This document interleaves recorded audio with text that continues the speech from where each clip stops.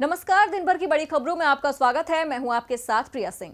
आज इस बुलेटिन में बात होगी राहुल के पीएम मोदी पर कटाक्ष की, योगी सरकार के खिलाफ कांग्रेस के अभियान की, जानेंगे कि शिवसेना ने केंद्र को क्यों सुनाई खरी खरी और क्या मध्य प्रदेश में बिखर जाएगी बीजेपी, और आखिर में बात योग दिवस पर पीएम मोदी के संबोधन की। लेकिन तमाम बड़ी खबरों से पहले एक नजर सुर्खियों पर। उत्तर प्रदेश में वर्चुअल रैलियों के जरिए जनता तक सरकार की उपलब्धियां पहुंचाएगी बीजेपी। पार्टी के राष्ट्रीय अध्यक्ष जेपी नड्डा ने सोशल मीडिया प्लेटफॉर्म के जरिए जनता को किया संबोधित। केंद्र की मोदी सरकार के 1 साल पूरा होने पर बीजेपी लगातार अभियान चलाकर आम लोगों तक पहुंचा रही है सरकार की उपलब्धियां।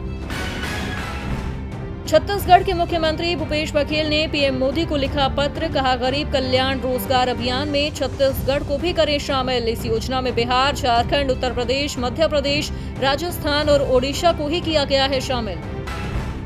विदेशों से न हो सेब आयात, हिमाचल के बागवानी मंत्री महेंद्र सिंह ठाकुर ने केंद्र से की मांग, बोले आयात रोकने से 4 लाख बागवानों को मिलेगा लाभ।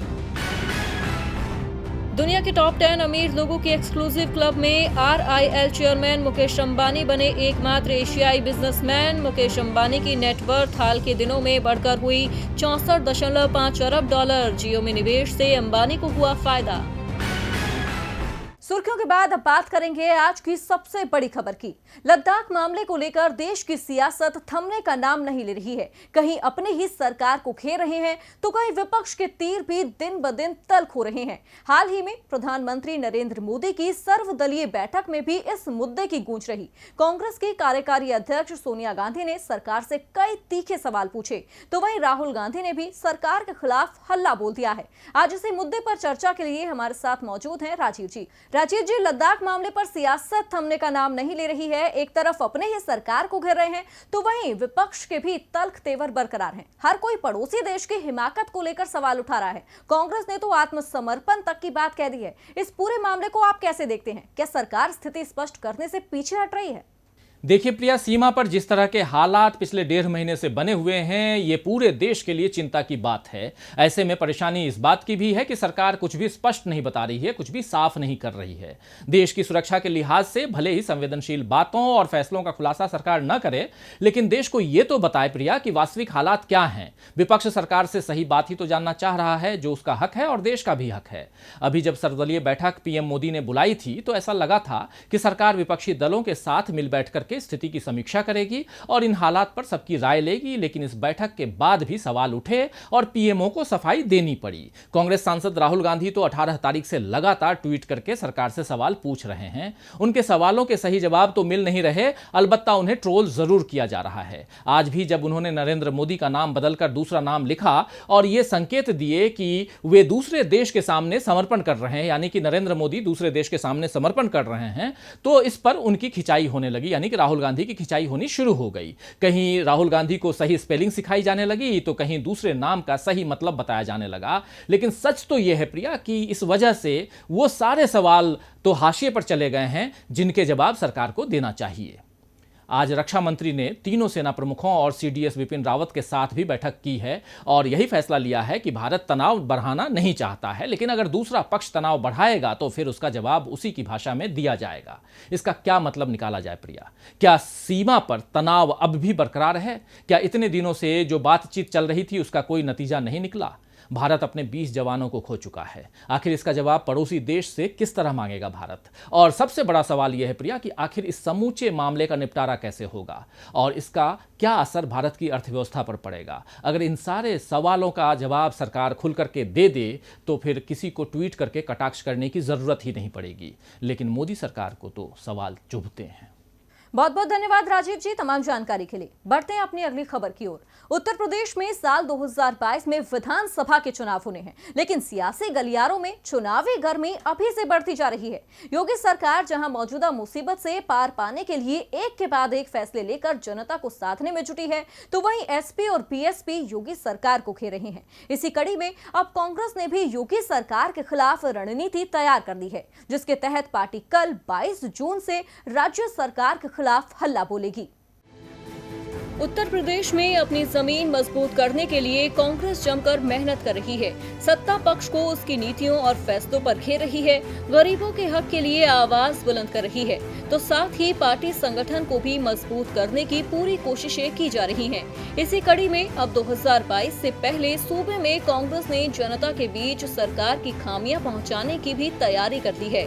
जी हां, कांग्रेस 22 जून से सरकार की गड़बड़ियों के खिलाफ पोल खोल अभियान की शुरुआत करने वाली है। पार्टी के प्रदेश अध्यक्ष अजय कुमार लल्लू ने कहा कि अभियान की तैयारी के तहत लाखों की संख्या में पोस्टर और पर्चे छप कर आ चुके हैं। इसके अलावा सोशल मीडिया के माध्यम से हर जिले, ब्लॉक और ग्राम सभा तक गड़बड़ियों और अनियमितताओं में सरकार की कारगुजारियों को जनता के सामने रखा जाएगा।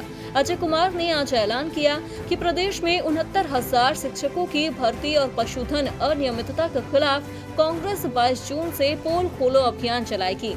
अजय कुमार ने अपने बयान में बताया कि 22 जून से कांग्रेस पार्टी के अभियान के तहत पहले दिन हर जिले में जिलाधिकारियों के माध्यम से प्रदेश के राज्यपाल को अनियमितताओं के संदर्भ में ज्ञापन दिया जाएगा। कांग्रेस प्रदेश अध्यक्ष के बयान के मुताबिक प्रदेश व्यापी अभियान के तहत हर जिले और ब्लॉक स्तर पर बड़े पैमाने पर पर्चा वितरण और पोस्टर के माध्यम से प्रदेश में सरकार की खामियों को जनता के सामने लाया जाएगा। उन्होंने बताया कि ये अभियान जुलाई तक जारी रहेगा। अब योगी सरकार को घेरने के लिए कांग्रेस की तैयारी तो पूरी है, लेकिन ये तैयारी कितनी रंग लाती है और योगी सरकार को कांग्रेस कितना घेर पाती है, ये देखना होगा। अब जहां उत्तर प्रदेश में कांग्रेस योगी आदित्यनाथ सरकार के खिलाफ हल्ला बोलने की तैयारी में है, तो वहीं इन दिनों शिवसेना भी सरकार के खिलाफ मोर्चा खोले बैठी है, खासकर सरकार की विदेश नीति को लेकर। जी हां, महाराष्ट्र की सत्ताधारी पार्टी शिवसेना ने भी अपने मुखपत्र सामना के जरिए मोदी सरकार पर कटाक्ष किया है। शिवसेना सांसद संजय राउत ने मोदी सरकार के पड़ोसी देश से खराब होते संबंधों को निराशाजनक बताया है। पड़ोसी देश के साथ जब से लद्दाख में तनाव की स्थिति पैदा हुई है, तब से विरोधी लगातार सरकार से सवाल पर सवाल पूछ रहे थे, लेकिन जो कुछ 15 जून को हुआ उसके बाद तो विरोधियों के तेवर और भी तल्ख हो गए। कांग्रेस सांसद राहुल गांधी तो सीधे प्रधानमंत्री नरेंद्र मोदी को कटघरे में खड़ा कर रहे हैं, एक के बाद एक सवाल कर रहे हैं। तो वहीं अब शिवसेना ने अपने मुखपत्र सामना में मोदी सरकार की जमकर आलोचना की है। शिवसेना सांसद संजय राउत ने अपने कॉलम में लिखा, भारत के सीमावर्ती क्षेत्र अब कॉन्फ्लिक्ट जोन है।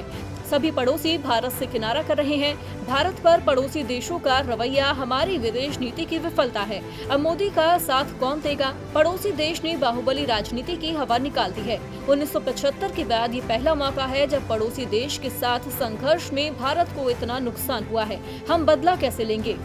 संजय राउत ने प्रधानमंत्री नरेंद्र मोदी से सवाल पूछा है कि इस घड़ी में पूरा देश तो उनके साथ खड़ा है, लेकिन क्या वो राष्ट्र की बात सुनेंगे? साथ ही उन्होंने मोदी सरकार को पड़ोसी देश के सामान पर प्रतिबंध लगाने की भी सलाह दी है।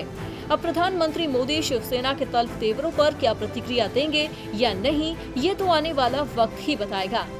एक तरफ विदेश नीति पर विरोधियों के सुर सरकार के खिलाफ दिन ब दिन तल्ख हो रहे हैं, तो वहीं तेवर तो मध्य प्रदेश के पूर्व मुख्यमंत्री कमलनाथ के भी देखने लायक हैं। दरअसल सूबे में जब से शिवराज सरकार सत्ता में आई है, तब से सियासी पारा गरमाया हुआ है। पूर्व सीएम कमलनाथ कांग्रेस का साथ छोड़ कमल थामने वाले ज्योतिरादित्य सिंधिया को लगातार घेर रहे हैं। आज भी उन्होंने ट्वीट कर सिंधिया को घेरा और इशारों में ऐसी बात बोल दी जिससे बीजेपी तिलमिला सकती है। मध्य प्रदेश की सियासत इस कदर करवट लेगी, किसी ने सोचा भी नहीं था। सिंधिया की सियासी लालसा कांग्रेस की सरकार को गिरा देगी, इसकी किसी ने कल्पना भी नहीं की थी। लेकिन राजनीति में जो सोचते हैं वो होता नहीं है। सिंधिया ने भी नहीं सोचा होगा कि कांग्रेस उनके जाने के बाद इस कदर आक्रामक होगी कि सिंधिया को जयचंद की उपाधि दे देगी। जी हाँ, पूर्व मुख्यमंत्री कमलनाथ ने ट्वीट कर सिंधिया और उनके समर्थकों पर बिना नाम लिए आड़े हाथों लिया है। उन्होंने ट्वीट करते हुए कहा कि जयचंदो, तुम्हें बेचकर तो वो सेटल हो गया है, अब तुम्हारा क्या होगा? ऐसे में कमलनाथ के इस ट्वीट को विधायकों से जोड़कर देखा जा रहा है, क्योंकि कांग्रेस छोड़कर बीजेपी में शामिल हुए विधायकों को अभी तक कोई पद नहीं दिया गया है और न ही अब तक मंत्रिमंडल का विस्तार किया गया है। कमलनाथ ने ये ट्वीट कर बीजेपी में मची उस बगावत को हवा दी है जिससे शिवराज से लेकर कई बड़े नेताओं को परेशानी हो सकती है। दरअसल सिंधिया के बीजेपी में आने से कई नेता नाराज हैं और सिंधिया के कई समर्थक भी पद मिलने की आस लगाए बैठे हैं, लेकिन अब तक उनकी महत्वाकांक्षाओं को पंख नहीं लगाए गए हैं, न ही बीजेपी की ओर से कोई संकेत दिए गए हैं। खैर, ये तो आने वाला वक्त ही बताएगा कि बीजेपी में सिंधिया के समर्थकों को कौन सा स्थान दिया जाएगा या फिर ये बगावत बीजेपी को ही तोड़ देगी। उपचुनाव से पहले मध्य प्रदेश में सियासी पारा गरमाना लाजमी है, लेकिन इस बयानबाजी का लाभ किसे और कितना मिलता है, इस पर सभी की नजरें टिकी हैं। वही नजरें इन दिनों सरकार की राशन योजना को लेकर भी टिकी हैं, जिसके तहत पूर्णबंदी के दौरान राशन कार्ड पर सरकार ने 3 महीने फ्री राशन देने का इंतजाम किया था, लेकिन अब 3 महीने पूरे होने को हैं। तो इसी बीच राशन कार्ड धारकों के लिए एक और खुशखबरी सामने आई है। मौजूदा स्वास्थ्य मुसीबत के कारण लगी पूर्णबंदी के चलते लोगों का रोजगार छिन गया था। ऐसे में गरीब तबके के लोगों के सामने रोजी रोटी की मुसीबत खड़ी हो गई थी। सरकार ने गरीबों की परेशानी के मद्देनजर लोगों को 3 महीने तक फ्री राशन देने का ऐलान किया था और अब राशन कार्ड धारकों के लिए एक और बड़ी खुशखबरी है। राशन कार्ड धारकों को आने वाले और 3 महीनों के लिए फ्री राशन मिल सकता है। दरअसल 10 राज्यों और केंद्र शासित प्रदेशों ने केंद्र से मांग की है कि गरीबों और प्रवासी कामगारों के लिए इस व्यवस्था को और 3 महीने के लिए बढ़ा दिया जाए। इतना ही नहीं, राज्य और केंद्र शासित प्रदेश इसका फायदा नॉन राशन कार्ड होल्डर को देने की भी मांग कर रहे हैं। इसकी जानकारी खुद खाद्य और सार्वजनिक वितरण मंत्री रामविलास पासवान ने दी। उन्होंने बताया कि हमें इस योजना के विस्तार के लिए 10 राज्यों और केंद्र शासित प्रदेशों से सुझाव मिला है। कई राज्यों ने पीएम गरीब कल्याण योजना के तहत दिए जाने वाले मुफ्त राशन की मियाद बढ़ाने का अनुरोध किया। हम उनके अनुरोध पर विचार कर रहे हैं, जिसके बाद ही कैबिनेट में इस फैसले को आगे बढ़ाया जा सकेगा। आपको बता दें कि प्रधानमंत्री गरीब अन्न योजना के तहत सरकार अप्रैल से जून तक प्रति व्यक्ति 5 किलो खाद्यान्न और 1 किलो दाल मुफ्त बांट रही है। अगर आपने अभी तक राशन कार्ड नहीं बनवाया है तो आप अपने राज्य के खाद्य एवं रसद विभाग के पोर्टल से आवेदन फॉर्म डाउनलोड कर सकते हैं और जानकारी भरने के बाद दस्तावेजों में एड्रेस प्रूफ, फोटो आदि अटैच कर नजदीकी राशन डीलर या फूड सप्लाई ऑफिस के पास जमा करा सकते हैं। इस बात का ध्यान रखना जरूरी है कि राशन कार्ड सिर्फ परिवार के मुखिया के नाम पर ही बनेगा। अब अगर सरकार 3 महीने के लिए और गरीब लोगों और कामगारों को फ्री राशन की सुविधा मुहैया कराती है तो ये उन लोगों के लिए बड़ी राहत होगी जो पूर्णबंदी के कारण 2 वक्त की रोटी का इंतजाम नहीं कर पा रहे हैं। अब सरकार 3 महीनों के लिए फिर से जनता को फ्री राशन उपलब्ध करवाएगी, इसका फैसला जल्द हो जाएगा। लेकिन एक फैसला ऐसा भी है जिसे लेकर लोगों के मन में असमंजस की स्थिति बरकरार है। दरअसल मौजूदा स्वास्थ्य मुसीबत के चलते शैक्षणिक गतिविधियों पर बड़ा असर पड़ा है। वहीं सीबीएसई बोर्ड की 12वीं की क्लास की पेंडिंग परीक्षाओं पर भी सस्पेंस बना हुआ है। इसी बीच अब सीबीएसई बोर्ड की बची हुई परीक्षाओं को लेकर एक बड़ी खबर सामने आ रही है। एक रिपोर्ट देखिए। मौजूदा स्वास्थ्य मुसीबत दिन ब दिन गहराती जा रही है, जिसकी वजह से शैक्षणिक गतिविधियां दोबारा शुरू नहीं हो सकी हैं। बात अगर सीबीएसई बोर्ड की 12वीं की बची परीक्षाओं की करें तो बोर्ड ने 1 से 5 जुलाई के बीच परीक्षाओं के आयोजन की घोषणा जरूर की है, लेकिन परीक्षाएं होंगी इस पर अभी भी सस्पेंस बना हुआ है। दरअसल कई अभिभावकों ने मौजूदा मुसीबत के चलते सीबीएसई बोर्ड की परीक्षाएं रद्द करने की मांग को लेकर सुप्रीम कोर्ट का दरवाजा खटखटाया था, जिसके बाद सुप्रीम कोर्ट ने बोर्ड से मौजूदा हालात के मद्देनजर परीक्षाएं रद्द करने के फैसले पर विचार करने को कहा था। सीबीएसई बोर्ड ने भी कोर्ट में कहा था कि वो बढ़ते मामलों को लेकर फैसला लेने की प्रक्रिया में है और अब बताया जा रहा है कि सीबीएसई बोर्ड बिना परीक्षा के ही 12वीं क्लास के छात्रों को पास कर सकता है। दरअसल जब पूर्णबंदी शुरू हुई थी तब से लेकर आज के हालात में बड़ा बदलाव आया है। अब मामले दिन ब दिन तेजी से बढ़ रहे हैं, जिसकी वजह से स्कूली बच्चों के साथ साथ अभिभावकों की चिंताएं भी बढ़ गई हैं। अब हालात कब सामान्य होंगे, मौजूदा स्थिति को देखते हुए कुछ कहा नहीं जा सकता और सीबीएसई बोर्ड भी हालात सामान्य होने तक परीक्षाएं टालने की स्थिति में नहीं है। बिहार, तेलंगाना, छत्तीसगढ़, यूपी, केरल, झारखंड, तमिलनाडु और कर्नाटक तो 12वीं की परीक्षाएं आयोजित करवा चुके हैं। यहाँ छात्रों का रिजल्ट आ जाएगा। ऐसे में अगर सीबीएसई बोर्ड परीक्षाएं टालता है तो फिर छात्र कॉलेज में एडमिशन लेने के लिए बहुत लेट हो जाएंगे। लिहाजा बोर्ड इस पर विचार कर रहा है। साथ ही सीबीएसई बोर्ड की परीक्षाएं रद्द करने संबंधी याचिका को लेकर मंगलवार को सुप्रीम कोर्ट में जवाब भी देना है। उम्मीद जताई जा रही है कि मंगलवार को सीबीएसई बोर्ड की 12वीं की बाकी बची परीक्षाओं पर स्थिति साफ हो जाएगी और संभावना है कि सीबीएसई बोर्ड के 12वीं के छात्र बिना परीक्षा दिए ही पास हो जाएंगे। और बुलेटिन के आखिर में बात योग दिवस पर पीएम के संबोधन की। आज देश भर में अंतर्राष्ट्रीय योग दिवस मनाया गया। इस अवसर पर पीएम मोदी ने देश की जनता को संबोधित किया और एकजुटता का संदेश दिया। पीएम मोदी ने कर्म, धर्म और योग का ऐसा ज्ञान दिया जिसे सुन लगा कि अब सारे संकट टल जाएंगे। लेकिन सवाल वही है कि लोगों पर बोझ डालकर कब तक नाकामियां छिपाएंगे। वाकपटुता के मामले में पीएम मोदी से आगे फिलहाल कोई नहीं है। मौका कोई भी हो वो ऐसी बातें घुमाते हैं जिससे लगता है कि देश में कभी संकट था ही नहीं। वो लोगों को ऐसा समझाते हैं कि सरकार की नाकामियां नजर ही ना आएं।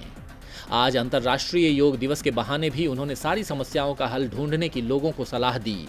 पीएम मोदी ने कहा कि अनुकूलता, प्रतिकूलता, सफलता, विफलता, सुख, संकट, हर परिस्थिति में समान रहने, अडिग रहने का नाम ही योग है। योग का साधक कभी संकट में धैर्य नहीं खोता है। पीएम मोदी ने कहा कि योग के माध्यम से समस्याओं का समाधान किया जा सकता है। उन्होंने कहा कि सही खान पान, सही ढंग से खेल कूद, सोने जागने की सही आदतें और अपने काम, अपने कर्तव्य को सही ढंग से करना ही योग है। अब पीएम मोदी ने जनता को तो सलाह दे दी, सही ढंग से काम करना ही योग है, लेकिन सवाल उठता है कि योग की बड़ी बड़ी बातें करने वाले पीएम खुद कर्म को धर्म मानते हैं? क्या वो पूरी निष्ठा से देश की जिम्मेदारी निभाते हैं? ये सवाल हम इसलिए पूछ रहे हैं क्योंकि देश की स्थिति से हर कोई वाकिफ है। आज देश गंभीर बीमारी की चपेट में है। स्थिति दिन ब दिन बिगड़ती जा रही है। हालात बेकाबू होते जा रहे हैं। अर्थव्यवस्था बर्बाद होती जा रही है, जिसे देखकर भी मोदी सरकार अपनी नाकामी नहीं मानती है। उल्टा पीएम तो कहते हैं कि योग से सभी समस्याओं का समाधान होगा। पर क्या योग पर प्रवचन से वाकई देश संभल पाएगा? तो फिलहाल दिन भर की बड़ी खबरों में मेरे साथ इतना ही। आप देखते रहिए डीबी लाइव। नमस्कार।